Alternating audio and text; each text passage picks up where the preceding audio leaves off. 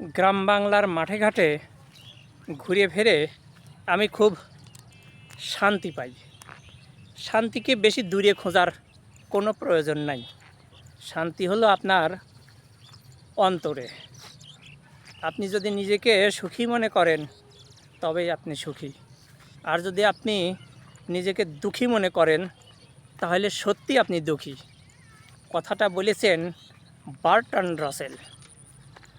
তাই আপনি অল্পে তুষ্ট থাকুন, গ্রাম বাংলার এই শ্যামল প্রকৃতি দেখুন, প্রকৃতির কাছে এসে কিছুটা সময় কাটান, পাখিদের কলকাকলি শুনুন, ফুল বাগানে যান, পাখিদের চঞ্চলতা দেখুন, প্রাকৃতিক সৌন্দর্য দেখুন, সবুজ মাঠে সবুজ ঘাসে এরকম প্রকৃতিতে খোলা হাওয়ায় খোলা মাঠে হাঁটাহাঁটি করুন।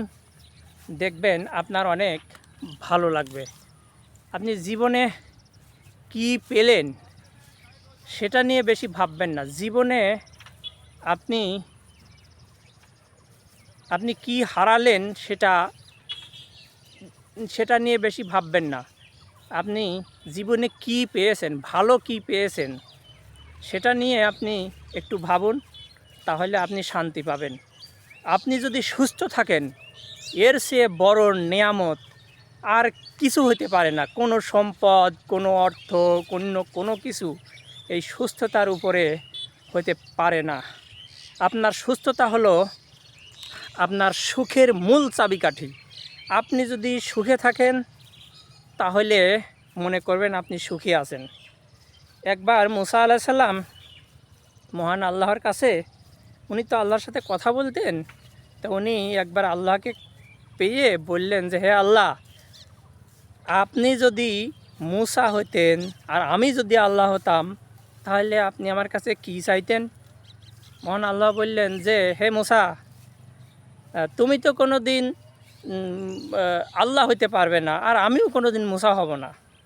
মুসা আলাইহিস সালাম বললেন যে, সেটা আমি জানি, কিন্তু যদি এমন হতো তাহলে তুমি আমার কাছে কি চাইতে? যদি তুমি মুসা হইতে আর আমি আল্লাহ হতাম, তুমি আমার কাছে কি চাইতে? তখন মহান আল্লাহ বললেন যে, আমি সুস্থতা চাইতাম। তার মানে মুসা আলাইহিস সালাম জানতেন না যে আল্লাহর কাছে কি চাইতে হবে, তার জন্য কি কল্যাণ করা হবে। আল্লাহ পাকের কাছে শিখে নিলেন। আল্লাহ পাক যখন বললেন যে আমি সুস্থতা কামনা করতাম, তখন মুসা আলাইহিস সালাম বললেন, হে আল্লাহ, তাহলে তুমি আমাকে সুস্থতা দান করো।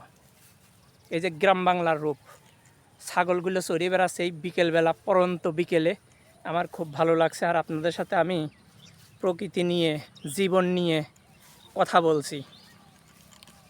তো এই যে সুস্থতা, এটা যে একটা সম্পদ, যদি আপনার আর কিছুই না থাকে, শুধু এই সম্পদটুকু থাকে, তবু আপনি শুকরিয়া আদায় করুন, আপনি আলহামদুলিল্লাহ বলুন, মহান আল্লাহর প্রতি কৃতজ্ঞতা প্রকাশ করুন।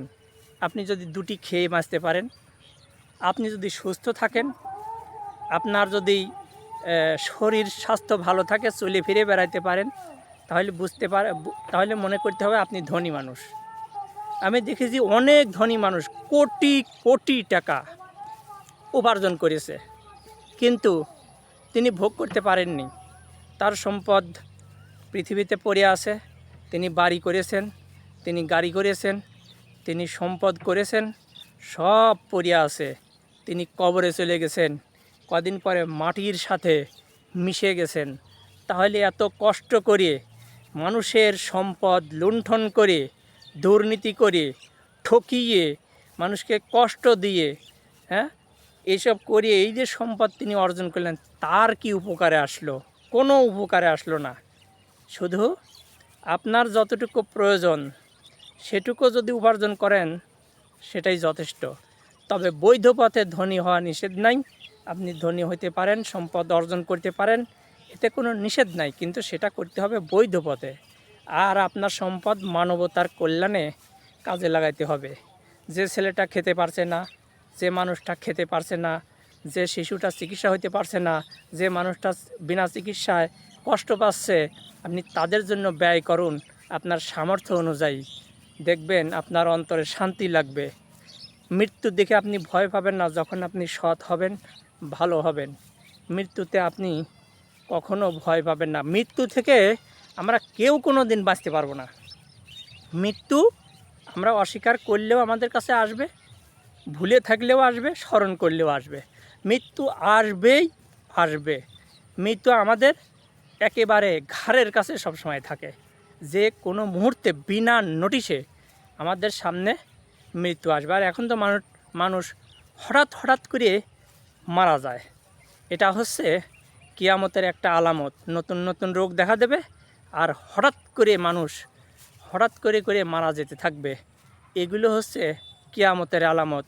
এখন তাই হচ্ছে। সুতরাং আপনি যে বেশি দিন বাঁচবেন, অনেক দিন বেঁচে থাকবেন, আপনার এই অনেক সম্পদ আপনি ভোগ করে যাবেন, এর কোনো নিশ্চয়তা নাই। তাই আপনার সম্পদ মানবতার কল্যাণে কাজে লাগান। আপনি সৎ হন, ভালোভাবে আপনি জীবনযাপন করুন, মানুষের কল্যাণে কাজ করুন, নিজেকে সুস্থ রাখার চেষ্টা করুন, আর জীবনকে উপভোগ করুন। প্রকৃতিতে হাঁটুন, মানুষের আপদে বিপদে তার পাশে থাকুন, মানুষকে খাদ্য দান করুন। এটা আপনার জন্য কল্যাণকর। আপনি যা দান করবেন সেটা আপনারই থাকবে। যদি আপনি মানুষকে দানও করে দেন, সেটা আপনারই থাকবে। অতএব আপনি মানবতার কল্যাণে কাজ করুন, তাহলে আপনি হবেন প্রকৃত মানুষ। তখন আপনার অন্তরে প্রশান্তি আসবে। প্রকৃতিতে ঘুরে বেড়ান, আপনি দেখবেন একটা শিশু বা যে কোনো মানুষ কষ্ট পাচ্ছে, চিকিৎসা পাচ্ছে না, ওষুধ কেনার টাকা নাই, বা কোনো বিপদে পড়েছে, আপনি তাকে টাকা দিয়ে সহযোগিতা করুন, তার বিপদ থেকে উদ্ধার করুন। দেখবেন আপনি যেখানেই যান, ওই কথাটা মনে পড়লে আপনার খুব ভালো লাগবে যে আপনার টাকাটা একজন মানুষের কাজে লেগেছে। আপনার অর্থর দ্বারা, আপনার প্রভাব প্রতিপত্তির দ্বারা একজন মানুষ শান্তি পেয়েছে, উপকার পেয়েছে। কথাটা আপনি যখনই ভাববেন, তখনই আপনার শান্তি লাগবে, আপনার ভালো লাগবে। এই হলো শান্তির মূল মন্ত্র। আপনি সুস্থ থাকুন, মানবতার কল্যাণে কাজ করুন, আর বৈধ পথে অর্থ উপার্জন করুন। অবৈধ পথে কোনো অর্থ উপার্জন করবেন না। মানুষের জন্য কাজ করুন, তাহলে এর মধ্যে আপনি শান্তি পাবেন। আর আপনি যদি সৎ পথে জীবনযাপন করেন, তাহলে মৃত্যু আপনার জন্য কোনো জম নয়। মৃত্যু আপনার জন্য উপহার। মৃত্যু আপনার জন্য উপহার হবে যদি আপনি সৎভাবে জীবনযাপন করে থাকেন। আর যদি অসৎভাবে জীবনযাপন করেন, তাহলে মৃত্যু হবে আপনার জন্য মহা একটা জম। অতএব জীবনকে উপভোগ করুন, সৎভাবে জীবনযাপন করুন, আপনার সম্পদকে মানবতার কল্যাণে ব্যয় করুন। তাহলে মৃত্যু আপনার কাছে এলেও সেটা আপনার কাছে উপহার হয়ে আসবে। আপনি মৃত্যুকে সাদরে আলিঙ্গন করে নিতে পারবেন। ভিডিওটা কেমন লাগলো কমেন্টে জানাবেন। চ্যানেলটা সাবস্ক্রাইব করবেন, ফেসবুক থেকে দেখলে ফলো দিবেন। ধন্যবাদ।